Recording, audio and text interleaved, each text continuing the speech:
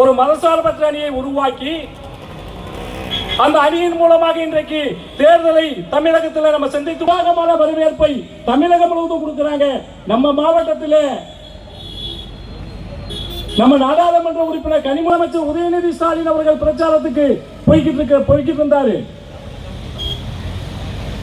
இன்றைக்கு கலந்து கொள்ளக்கூடிய பல்லாயிரக்கணக்கான மக்கள் கலந்து கொள்ளக்கூடிய நடந்து கொண்டிருக்கிறது.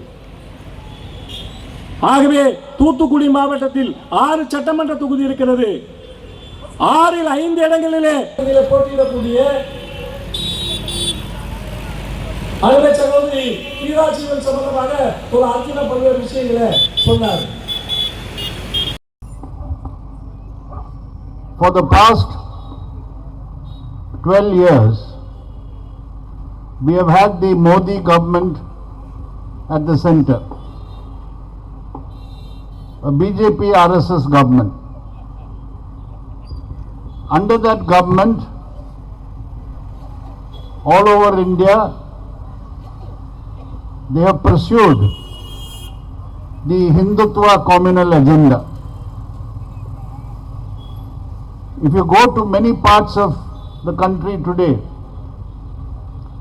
you will see there is communal polarization. In some place or the other, there is a communal incident or attack on minorities. Every religious festival, recently there was Ram Navami festival in North India.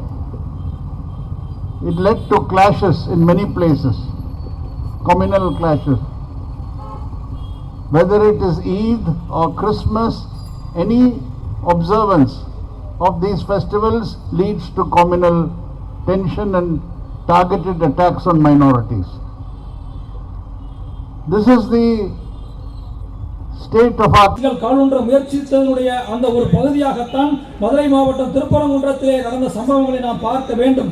ஆனால் அங்கு மதவெறியை உருவாக்குவதற்கு, கலவரத்தை உருவாக்குவதற்கு அந்த சக்தியை முயற்சி செய்த போது நம்முடைய தமிழ்நாட்டுடைய அரசாங்கமும் சரி, இருக்கக்கூடிய மதச்சார்பற்ற ஜனநாயக சக்திகளும் சரி மிக உறுதியாக நின்று அதை தடுத்து நிறுத்தி மத நல்லிணக்கத்தை நிலவு செய்த, ஒற்றுமையை ஓங்க செய்த அந்த நிகழ்வுகளை நாம் பார்த்திருக்கிறோம்.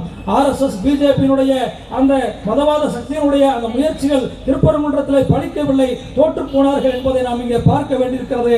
அதற்கு தமிழ்நாடு அரசாங்கத்தினுடைய உறுதியான நடவடிக்கை மிக முக்கியமான காரணம் என்பதை நான் சுட்டிக்காட்ட விரும்புகிறேன். அதே போல தமிழ்நாட்டில் தேர்தல் நடக்க இருப்பதை போல சமீபத்தில் ஏப்ரல் 9ஆம் தேதி கேரளத்திலே தேர்தல் நடந்து முடிந்திருக்கிறது. அங்கே மார்க்சிஸ்ட் கட்சி தலைமையிலான இடது ஜனநாயக முன்னணி அரசாங்கம் கடந்த 10 ஆண்டு காலமாக ஆட்சி செய்து வருகிறது. தமிழ்நாட்டை போலவே அந்த மாநிலத்திலும் இந்த 10 ஆண்டு காலத்தில் ஒரு சிறு கலவர நிகழ்வு கூட நடந்ததில்லை என்பதை நான் பதிவு செய்ய விரும்புகிறேன். எனவே இன்றைக்கு தமிழ்நாடும் சரி, கேரளாவும் சரி, இந்த 2 மாநிலங்கள் தான் இந்தியாவிலேயே மிகச் சிறந்த மாநிலங்களாக, கலவரம் இல்லாத அமைதி பூங்காக்களாக திகழ்ந்து கொண்டிருக்கின்றன. எந்த விதமான மதவெறி சக்திகளுக்கும் இடம் தராத ஒரு சிறந்த மாநிலங்களாக திகழ்ந்து கொண்டிருக்கின்றன. அப்படிப்பட்ட வகையில தமிழ்நாடும் கேரளாவும் ஒட்டுமொத்த இந்தியாவிற்கு வழிகாட்டக்கூடிய மாநிலங்களாக திகழ்கின்றன என்பதை நான் பெருமிதத்தோடு சுட்டிக்காட்ட விரும்புகிறேன். இத்தகைய மாநிலத்தில் தான் இன்றைக்கு RSS BJP-யோடு அதிமுக கரம் கோர்த்து நம்முடைய வந்து கொண்டிருக்கிறது. அவர்களை வீழ்த்த வேண்டிய அந்த கடமை என்பது இந்த தேர்தலில் நமக்கு இருக்கிறது. நண்பர்களே, the other major attack